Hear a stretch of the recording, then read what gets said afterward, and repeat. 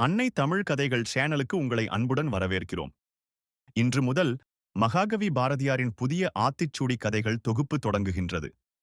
தைரியம், தன்னம்பிக்கை, பெண்களின் முன்னேற்றம், புதிய சிந்தனைகள் ஆகியவற்றின் முக்கியத்துவத்தை எடுத்துரைக்கும் இந்த தொகுப்பில் வாழ்க்கைக்கு வழிகாட்டும் கருத்துக்கள் கதைகளின் வழியாக பார்க்கப் போகிறோம்.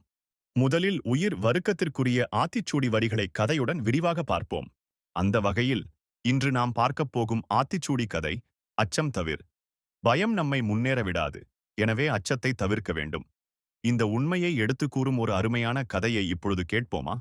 அனைவருக்கும் வணக்கம். நான் உங்கள் கதை சொல்லும் நாயகன் ஜீவா முகேஷ். சத்தியக்குடி என்னும் கிராமத்தில் சோமு என்ற சிறுவன் வாழ்ந்தான். அவன் புத்திசாலிதான், ஆனால் எதற்கும் பயப்படும் பழக்கம் கொண்டவன்.